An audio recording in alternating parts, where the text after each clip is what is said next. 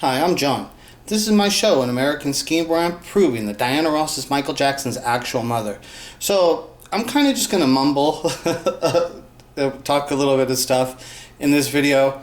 There's just a lot going on in my head and stuff, and just dealing with real life and being that, I'm 49. It's one of those things, once you get past 40 years old, you kind of forget how old you are.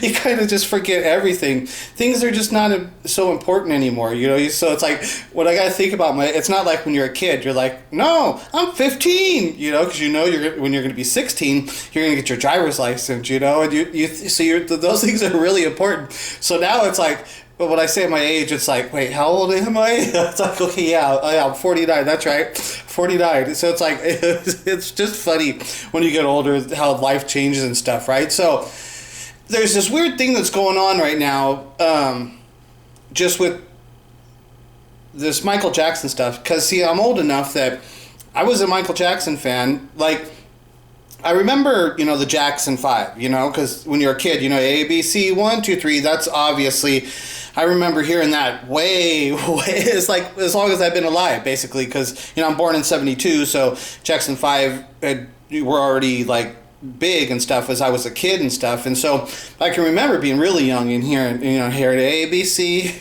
so, but then when Off the Wall came out, my uncle, who's a little bit older than me, he was more like a older brother instead of being like an old guy, because he was much younger than my mother and stuff. So my cool uncle, and he danced, he was cool, really good looking. He's a really good looking guy and stuff. He would have had a lot of opportunities. One of those things in life, how things work out. Boy, he really could have been famous and been a star. He was good looking, had good personality. But, life takes you down different ways, and like where he's at now and stuff, it's crazy. I'm not going to get on that story. But so my uncle had bought Off the Wall when it came out, right? So I remember, and it's the record, it's cool because when you think back to it, it's like, yeah, I remember when my uncle brought Off the Wall, and it was the record, and it was the record because that's all they had. I guess they had 8-track tapes and stuff, but this was before the tapes came out. There was records, you had record players and stuff. So, it's like, so you sit down and put the record on, it's just like the sound, like most of you people, because records are kind of popular now, so most people have taken the needle and put it on the record, and then like, so when you put the needle on the record and it like comes to life, you hear the sound of the record, right? The record player, like just those little things. It's just the memories and things. And so my uncle played Off the Wall, so I remember hearing Off the Wall when it first came out, so I was a Michael Jackson fan then and stuff. So it's like one of those things, I would have been a fan of the Jackson 5, but not really knowing, not really being a fan and stuff, just knowing that their Jackson 5 was out there, that they had songs, and knowing who Michael Jackson was and stuff. But so then when my uncle played the Off the Wall album and stuff, so then I was like, I would have been a Michael Jackson fan. So then when Thriller comes out, I was instantly like a Michael Jackson fan, because also MTV was coming out. So, and that was the new thing. And then seeing the music videos and getting to experience all of that stuff. And so like, like I saw Thriller the first time it ever aired. The first time it ever aired on MTV. It was one of these things is that, because school's like, yeah, screw school. I was never really into school as a kid, and things happen here and there, and it kind of just turned me off from school. And so Thriller, because I believe it came on at noon, from what I remember, because I'm on the West Coast, right? So, and I believe it came on at noon, or it was something like that. It's hard to remember actually and stuff what it was, but I believe it came on during the daytime, because I saw it, from what I remember, like my recollection could be wrong and stuff, but from what I remember was that I wasn't at school that day, and then I'm sitting, so Thriller, when the Thriller video came out, because Michael Jackson was already huge and stuff, so when the Thriller video came out, and I think I was home from school. I was not expecting to see the Thriller video. So then I'm sitting there, and then all of a sudden MTV is like, the world premiere. And from what I understand, the first world premiere video that they done, because those became really big on MTV. The MTV world premiere video, they were really doing that. They started hyping that up really big as MTV went along. But from what I understand is that the first world premiere video to air on MTV was Michael Jackson's Thriller, and because it was such a big video, right? I mean, it was a big time when that video got released, and then Thriller, right? That video was like, holy shit. I mean, this is a whole nother level of this video genre of what they're doing. You know, that Michael turned it saying this is more than just a video, it's short films. You know, he started calling them all short films. But Thriller was exciting, like I said. So I believe I was home from school that day, and then just all of a sudden, fucking Thriller came on. It's just like, it's just cool times, you know, thinking because when you get older stuff, and when you think back upon those times like that and stuff, it's just crazy. So, you know, things like at that time, like I got to go see Michael get his star on the Hollywood Walk of Fame. It's these things that's like these kids that are like Michael Jackson fans and stuff, and it's like, dude, I was there. I was there in the crowd when Michael got his star on the Hollywood Walk of Fame. I was there. I was in the crowd. And there's a few thousand people, but when you're talking about compared to the world, there's only a few thousand people right in that crowd. I was one of them. You know, I had the opportunity to do that. You know, when the Victory Tour came out, there was a radio station in LA, the top 40 radio station that was the good one, was called KKHR. It's like, that station's gone, you know, because now it's like Kiss FM and stuff's the big one. And so, but KKHR, if you weren't in LA at that time, you wouldn't know what KKHR is. And so KKHR, there at the time, there was also a record store called Licorice Pizza. And now, like, in the movie Fast Times at Ridgemont High, when they're in the mall, there's a part where they're in the mall there and they're in a record store. And if you look, that record store that they're in the mall is Licorice Pizza. Just to let you know about the time and the era, it's like, okay, that's because that's the only place I know of where I can tell you to find a Licorice Pizza, like in a movie. And in the movie Fast Times at Ridgemont High, when they're in the mall, in the record store, that record store is a Licorice Pizza, okay? So Licorice Pizza was a record store that was popular, and it might have just been in LA. I don't know how big they were around the country. It might have just been LA that Licorice Pizza was at. So it's these things about living through that time and that era. So Licorice Pizza, they, from what, they were giving out these KKHR bumper stickers. It was a nice bumper sticker. KKHR red, you know, an actual nice bumper sticker. A full size bumper sticker, big one.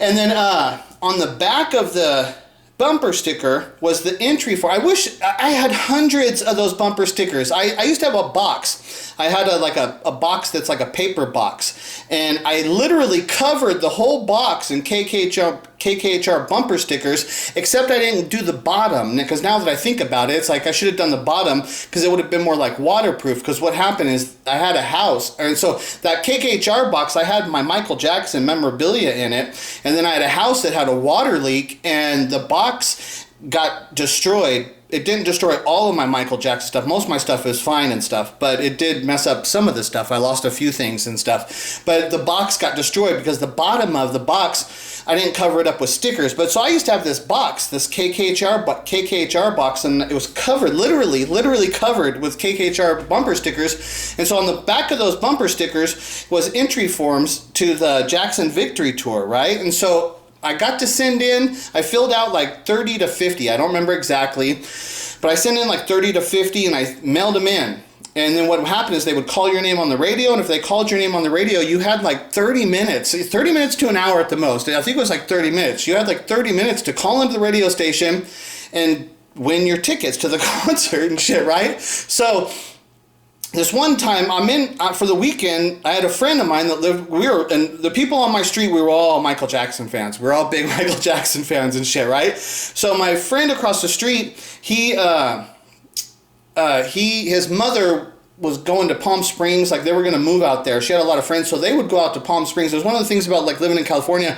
I got to do a lot of things with my friends because their parents would do stuff like that, and you know, so I got to go. I would be in Palm Springs a lot and shit. It's like one of those things. Oh well, yeah, I'm spending the weekend in Palm Springs. You know, I'm just a poor kid and shit. But so don't make it sound like it's like I'm living this lavish life where I'm going to Palm Springs on the weekends. And it wasn't like that. I was just a kid. My neighbor across the street, his mom would go to Palm Springs a lot. You know, it's just like a 2-hour drive from LA and shit, right? So so I'd go to Palm Springs a lot. So I was in the weekend. It's on one of these weekends. I'm hanging out in Palm Springs. And so as I'm coming home, we come home from Palm Springs, and I'm walking. We lived in apartments and shit. It's funny because the street I lived on, my friend that lived across the street, they had a house But what ended up happening, so I had an apartment. In the street I lived on, they were building a lot of apartments on that street. It was in Downey. It was right off of Stewart and Gray. It was a street called Coldbrook Avenue, right off of Stewart and Gray in Downey. And so that street, what happened is they were building a lot of apartments in that area. So we lived in an apartment, but my friend across the street, he lived in a house. So what happened though is these people, there was like these developers, the houses there on that street were big pieces of property. They had these big pieces of property, big backyards. They were big pieces of property. So these people that were building apartments, they were buying those houses from the people and building apartment complexes on those houses and shit, right? So because my friend, like I said, he was going to move to Palm Springs anyway. So what happened is his mom ended up selling her house to one of those apartment developers, and then they ended up moving to Palm Springs. So, but yeah, so my friend across the street, he had a house. I was coming across the street to our apartment. As I'm walking into the driveway, because it's hilarious, because my sister comes, we lived on the second floor of the apartment. She comes barreling down the stairs. And what she was going to run back to, she had to go back to the garage. She was going to go get my uncle. That was my cool uncle. He was living with us at that time. I'll tell you a funny story. One time we're in that apartment and we hear boom. And I go, so our apartments, we were on the second floor, so there was two apartments up there, and the doors faced each other. You'd go up the middle of the stairs, and then there was a door on the right, door on the left, right? So I open up my door, and I look at the door, right, it's right there, I could like touch it, just like across the hallway, but the hallway is like I said, it's just a staircase, and then there's two doors there and shit, right? So the door across the street, it's got a hole. It's got a hole in the door, and then I looked at my door, and there was all these little like BB marks on the door, right? And so like I knew enough to see that's like, fuck, that's like a shotgun. Somebody fired off a shotgun in there. And she was like, what the fuck? So then when you get older, what you find out is that my uncle, he had told me the story. He says, you know what happened? He says, remember the time when that dude when the shotgun fired the shotgun through the door? He said, you know what happened? He says, I was in there. He said, I was doing a lot of cocaine. We were all coked up. He said, that guy that lived in that house was a cocaine dealer and shit, right? And my uncle was hanging out with him and shit, partying with him. He's like, I was in there. And he says, yeah, we were in there. We were all coked out, just totally coked out of our minds. And then he said that guy's girlfriend came over to the house and was like fucking with him, doing something. And the dude fucking fired a shotgun, fucking put a hole in the fucking in the door and shit. It was the part of the top part of the door, but he fired off as he fucking let go of a shotgun fucking shot in that fucking apartment. So that was my uncle. So like I'm saying, just crazy stories. When you actually go back and you have the real stories, it's just crazy shit. It's fucking wild. So my sister comes barreling down the stairs and she's running back to the garage to go get my uncle so that my uncle could call into the KKHR, because what had happened was one of my sister's friends heard on the radio, they called my name. And since my name was like my sister, we had the same last name and it was unique enough. And I think maybe that he knew that he was a friend of my sister's, and he knew that my sister had a brother named John, had a little brother named John, and then said our last name. And so then my sister's friend heard him call my name on the radio to call in for the Michael Jackson tickets. And so then my sister's friend called our house, told my sister, hey, they just called your brother's name on the radio, right? So that I wasn't home. Like I said, I was in Palm Springs. So my sister, she's thinking, what do I do? So she's thinking, oh, I got to get a guy, right? So she was going to run down the stairs, go get my uncle, so my uncle could call in and say he was me so I could win the tickets. So then I'm walking up the freaking driveway. I got my bag with me, and my sister comes barreling down the stairs. She's going to get my uncle, but then she sees me, and she's like, whoa, hey, they just called your name on the radio for the tickets. And so I literally just dropped my bag and ran up the stairs, and I called in. It was busy a couple times, but then I called in, I got through, and I won the tickets, and it was cool because then when I went back to school the next day, a couple people were like, hey, I heard you on the radio, and it was like one of those funny things, and hey, I heard you on the radio. Did you got the tickets and shit for the concert and shit? So that was like cool. But so yeah, I got to go to the Victory Tour because of that KKHR stuff. And so like I said, there's just so many stories and stuff, real life. And it's funny because like these kids that talk about like Michael Jackson and all the stuff, like what Michael Jackson means to them. It's like, dude, you don't got these stories. You weren't around at the time when this shit was going on. This shit didn't happen to you. Like, okay, you can be a fan. You didn't have to have been older and go through all that stuff. But for them to not acknowledge like that, like, dude, I'm a fan. I've been around through the stuff. And if I talk shit about Michael Jackson, that's because I'm an adult. And we deal with things on different levels, and we don't get so offended if somebody says you're doing this wrong. It's like, dude, don't get so fucking offensive and shit. I'm just trying to state an opinion. Because I call you an asshole, if I say you're acting like an asshole, that doesn't mean I don't like you. See, that's what people don't understand. It's like, as an adult and shit, I could tell, like you could tell another adult, dude, you're acting like an asshole right now. What the fuck are you doing? That doesn't mean I don't like you and shit. It doesn't work that way. But these people who said, oh, he called me, he said I was acting like an asshole. And these kids now, they're so sensitive. Oh, I'm so offended. He called me an asshole. Oh, I'm going to report him to YouTube and shit. It's so fucking weird fucking shit, right? It's weird fucking shit. So I'm like obsessed with like Billie Jean now. It's like, and it's weird because like I said, I lived through that time now. So for me to come through, like, things go full circle, and to me to be this age where we're at now, and like the Billie Jean, and so I was going to bring in this other thing too, is because right now, I've just gotten back into collecting sports cards, because they got these really cool cards and stuff, and I'm going to show you, I got a few here, just because these cards are the most accessible. It's not that I'm showing you these ones, because they're specific ones. I actually have built up a collection now, but these cards right now are just the ones that are the most accessible to me and stuff. So I have, and these are the three players I'm collecting. So when let's see, because here's the other thing. So Michael Jackson, you figure in 1983 when all that shit's going on in 84 and stuff, right? So when I was young, I was way into sports. I'm into sports, I'm into a lot of things and stuff, right? I'm in LA, I'm doing all kinds into skateboarding and shit. I remember breaking my fucking elbow right at that time, because that's when skateboarding was coming out, and I fucking broke my elbow. Fucking crazy shit, right? So, like I said, I'm doing a lot of things. I'm breakdancing, riding skateboards. I'm a Michael Jackson fan. I'm a sports fan. I'm collecting Michael Jackson memorabilia. I'm starting to collect baseball cards, because I know that the first year that I collected baseball cards was the 1983 Top set, and the famous rookies in that set is Tony Gwynn and Ryan Sandberg, or Wade Boggs. I think Sandberg was in there too, yeah. But Wade Boggs and Tony Gwynn, those are the two best ones. Those are legendary hitters and shit, right? But that's that 83 Top set and shit. So I had a bunch of those. But I had to sell all my baseball cards and stuff when I got older to bought a car, got a job, and that's how things work and shit, right? So I ended up selling off all my baseball cards. Because I collected from 83 up until like 90. I collected a lot of some good stuff and good experiences and shit. And I had a good time in that period of collecting cards. I got to see that period, because when people talk about card collecting, they know what happened. Is like, in the 80s, it got huge. Sports cards got huge.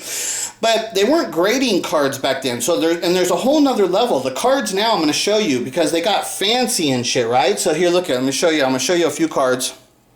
So I started collecting cards now. And see these cards? See the colors, how they do like that shit? And like, see this card right here? This is the tie-dye one. This card right here, there's only 25 of them. It's numbered, okay? It's numbered. There's only 25. So this actual card right here, it's a Nick Chubb rookie card. It's select. This is what they call the concourse level. It's the tie-dye. And then it's graded here by PSA. This one's a PSA 9. The PSA 10s are the best. But they're hard to find, and like I said, there's only 25 of those cards ever printed, so they're hard to find, the cards, period. So the 10s are real expensive too, so if you can get a 9 at a good deal, I picked that up, I got a good deal. So like, I just got back into collecting cards, right? So like, and then so I'm collecting Cleveland, because I think that's the team that I'm going for right now. I didn't end up collecting everybody. I said, well, I'm going to collect Cleveland players, because I like Cleveland. So I'm much more into football, and I like the Cleveland players. So I'm going to show you here's another card. So this is see, this card is a Giants, because this is Odell Beckham Jr. He was on the Giants when he first started. He was with the New York Giants, but he's on Cleveland now. And his cards, he's a big star, but he's been injured, so his cards are affordable and stuff, right? So, and then this is a Prism Silver. This is like really popular type of cards, the Prism Silver, and the cards that are the silver, those are really popular in the card market. And then here's one more just to show you. So then this is Baker Mayfield, and then this is a different grading company. This is the BGS Beckett. So there's the Beckett, and the other one's the PSA. Those are the big companies. But so this is a Prism card. It's a red wave. See how it does that stuff?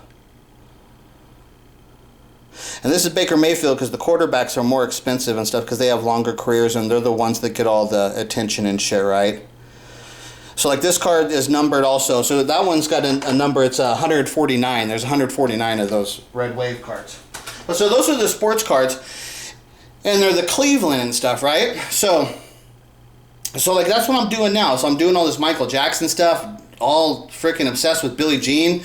I'm collecting cards and stuff. And then I was going to show you this part here on the Billie Jean. I'm going to get back to this. But then I wanted to show you that there, because I was thinking about this. And then, so then I was like, well, I'm going to show you. I was thinking about making a video. And then I wanted to show you because I was thinking about all these memories. So this is a part of the movie Field of Dreams, okay? I was going to show you this. But then the other thing was weird is, so when I pulled this part up, right, to show you the piece from the movie, and then the guy's name... See, the guy's name of the page is Cleveland, Ohio. And that's the cards. All the cards I'm buying are from Cleveland. And Cleveland's where the Rock and Roll Hall of Fame is at, right? That's what I'm saying. It's weird that these connections, this stuff is just really weird.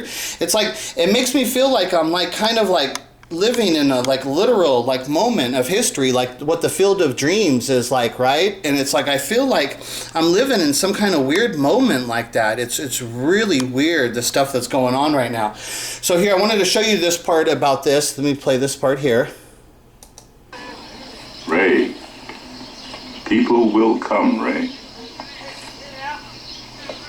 They'll come to Iowa for reasons they can't even fathom. They'll turn up your driveway, not knowing for sure why they're doing it. They'll arrive at your door as innocent as children, longing for the past. Of course, we won't mind if you look around, you'll say. It's only $20 per person. They'll pass over the money without even thinking about it. For it is money they have, and peace they like. Ray, just sign the papers. And they'll walk out to the bleachers. Sit in shirt sleeves on a perfect afternoon. You'll find they have reserved seats somewhere along one of the baselines, where they sat when they were children and cheered their heroes. And they'll watch the game. And it'll be as if they'd dipped themselves in magic waters. The memories will be so thick, they'll have to brush them away from their faces. That's the part, the memories be so thick, they'll have to brush them away from their faces. And that's what I'm trying to relate to, like, the kids and the people that are young. It's like about being old and like this, it's like this Field of Dreams, like reality that I'm like living in right now and stuff. It's weird. Like when he's saying people come, and it's like he built it knowing that it was something he had to do. And that's how I feel with like my Michael Jackson story. It's like, it doesn't matter how people call me crazy or whatever they say. It's like, it doesn't matter. I have to do this. And I know the people will see the truth. The people will see the truth. I was telling them people will come. And it's like, I know that people will see the truth because it's true. And it doesn't even matter if I don't survive this and stuff. And that's why I like making videos like this. It's like I'm kind of trying to document just parts of like my experience of going through this and stuff, right?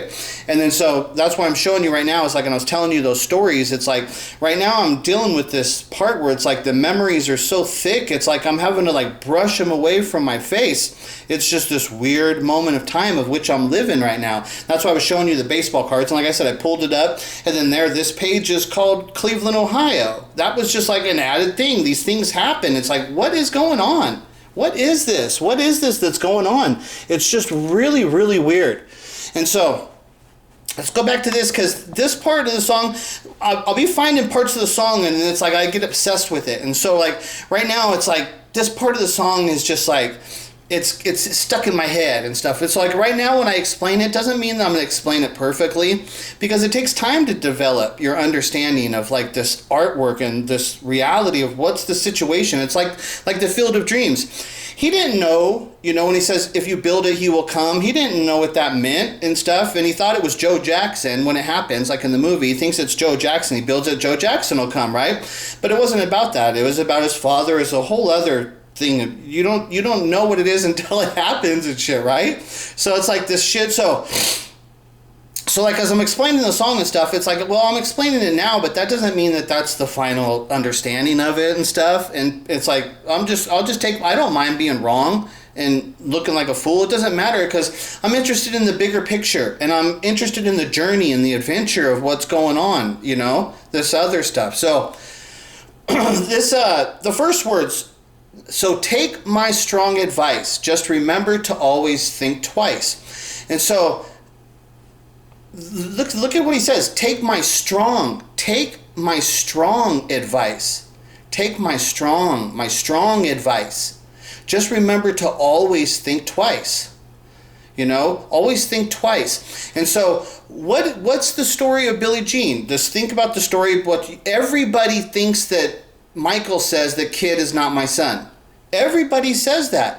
But you're negating the words where Michael's saying, take my strong advice. Remember to always think twice. Think twice.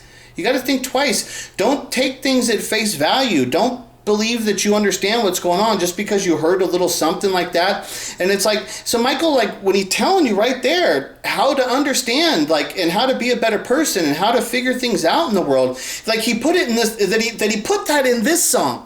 You know, take my strong advice. Just remember to always think twice. It's just like, that's what I'm saying. I'm obsessed with, like, this song of, like, the genius and brilliance, and that it existed in the way it existed through so long, you know. It's just really, and it's like how, like, in the movie, like the Field of Dreams and, like, the Shoeless Joe Jackson, like, stuff like that. And it's like, that's what's happening with this Michael Jackson thing. And my story, it's a real life, like, Field of Dreams that's gonna clear up Michael Jackson's name and bring understanding and clarity and stuff. And I don't know what the end result, how it's going to be and stuff, but it's happening. And, like, I'm dealing with it, you know. I'm actually having to deal with this shit. It's just weird. It's just this really, really weird shit.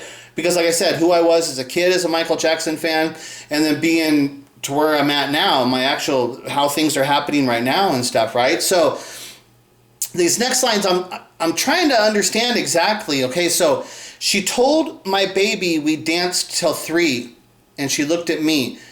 Okay, so she told my baby. So when I'm saying, okay, now look at, okay, so if it's a Billie Jean being the mother of Michael's kid, okay, she told my baby we danced till 3. So that would be like the Billie Jean saying, the Billie Jean's telling the baby, oh, well, we danced till 3. I was with your father. So I could come up with the story in my head, trying to relate to the understanding of what that would be with the Billie Jean thing, right? But then when you think twice and look at it, like in my story, it's okay, she told my baby we danced till 3. So the reality now is, like, Michael, and he's dancing at the time when he's living in Diana Ross's house, and Michael's 10, 11 years old. He's dancing and shit, right? And then so she told my baby we danced till 3. So she told my baby, it's Diana Ross telling her baby, Michael, she told my baby when we danced to 3 that night, we were up all night dancing until 3 o'clock. And so isn't that what they would do? Michael and Diana, they're dancing, like, because we danced on the floor in the round. Because Michael and Diana, they would be dancing. They danced together. Michael danced. And then they might stay up till 3 o'clock at night up in the house dancing till 3. Because that's the reality of the story. It's just like, it's crazy when you're trying to, okay, so then it says, and she looked at me, okay? She looked at me, then showed a photo. My baby cried. See, now it's like, that's what I'm saying. It's like, you got to, because it's art, so you're having to try and figure out the word, because it's like saying, she looked at me, and then my baby cried, and it's like, and his eyes were like mine, okay? So, Diana's dancing around with Michael, and she told my baby we danced till 3. So, like, it's just weird how the words are and trying to figure out and understand how this stuff is. But right here, it's another one of these things about, I think this part of the song is just so important about the understanding of Billie Jean, especially because it talks with, see how the words are like jumbled, because it's, she told my baby we danced till 3, and then she looked at me, then showed a photo, my baby cried, his eyes were like mine. Like, see the she and the he and the my, it's like there's so much, like, those words there, they're tricky as they're tricky. It's really, really tricky. So, and you can understand why people never understood what the song was actually about, because it's art and stuff. It's really tricky. And without knowing that Michael's not a real Jackson and understanding this about Diana Ross telling Michael that he's her son, you just can never understand that. You see why nobody ever understood it. And it took this long, you know, but it's come around now. It's happened that the discovery has been made. And then there's somebody out there like me that I'm out here fighting hard to get this, and I'm working hard to try and understand it. And I'm fighting hard to get people to see the reality of what it is, right? So she told my baby, that's Diana. It's Michael speaking about what Diana said. She told my baby, and then Michael saying, we danced until 3, okay? She told my baby, so it's Diana telling her baby, okay, which is Michael. That's what I'm saying. It's so confusing. It is so tricky because those words jump around and he keeps using those same words. It's really tricky, okay? So she told my baby. So that Michael is saying Diana told her baby, which is Michael. Okay, that is some tricky fucking shit. And then Michael says, we danced till 3. They're up till 3 dancing. We danced till 3. Okay, so because we danced till 3, like, the baby dancing wouldn't be a baby dancing, but Michael could be up with Diana. Michael could be up with Diana dancing until 3. I mean, it totally fits the reality, you know, of what happened. They danced until 3. It's crazy, okay? And then she looked at me, okay? So that's definitely the Billie Jean looking at Michael. Okay, that's clear. She looked at me, and then she showed a photo. My baby cried. See, that's when it says, she told my baby. So when it's my baby cried, that's again like him saying, like the Diana is saying my baby cried. So see how tricky it is? She showed a photo of my baby cried. That's Diana showing the photo to Michael of her baby crying, and she looked at me and his eyes were like mine. Okay, and it wasn't because his eyes were, it's Michael coming to the revelation. That's probably actually how that's what it is. This is how it started. When first of all, she's dancing with Michael. They're dancing till 3. Her and Michael are just having a good old time and stuff, right? And then she told him. And she told him, she says, and because she looked at me, and then she showed a photo of my baby cried. So Diana showed Michael a photo of a crying baby that she probably had, because that's what the baby would be doing right when Diana gives birth to the baby, and the baby would be crying. She's holding the baby's probably crying. I think there could be a possible photograph of that actually exists. It's one of those things, is like, does that actually exist? And if you go to the movie called Double Platinum, that's what Diana does in the movie. She shows the Brandy, because the movie parallels the true story of what I'm saying. The Diana made a movie about it called Double Platinum. And when she's telling Brandy, she shows Brandy a picture of Diana there's a little baby. And she shows Brandy this picture saying, like, it's like the same scenario. It's a freaking weird, it's weird shit, right? But so I think this is what he's saying. He's showing you how it happened when, like, she calls me to her room. This happens much too soon. I think they're up dancing till 3. She told my baby, we danced till 3. It's hard to understand because there's not a comma there. It's not perfect and shit, right? Of how he does this stuff. He just makes it a whole sentence. So you're having to figure out, like, well, who's saying this and who's saying that? But that's the artist of what Michael's doing to confuse you. But he's telling you, don't let these words confuse you, because take my strong advice. Remember to always think twice. Think about what you're seeing. And don't just take it at the face value of what you're reading. Think about it twice on another level, because that's how you're going to see the truth of what I've hidden, the hidden message of what I've layered in this song and shit, right? That's what I'm saying. I'm obsessed with this Billie Jean song, and like this part right now, it's like, I think this part is like, it's right there too. It's right there. It's freaking crazy. You know, she told my baby, we danced till, so she told my baby, that's Diana, telling Michael, because Michael's her baby, she told my baby. So Billie Jean tells my baby, Michael's her baby. And Michael is saying, we danced till 3. That's when she told him. They were up dancing till 3 because Michael's living in Diana Rouse's house. Michael's 10, 11 years old. He's already a singing and dancing machine and stuff, right? And Diana's trying to spend this time with them, and so we danced till 3. It's, you know, it's wild, but that's what he's saying. And he says, and then she looked at me. Then she looked at me, and then she showed a photo. My baby cried. So Billie Jean shows a photo to Michael of this baby that's crying. And then Michael says his eyes were like mine.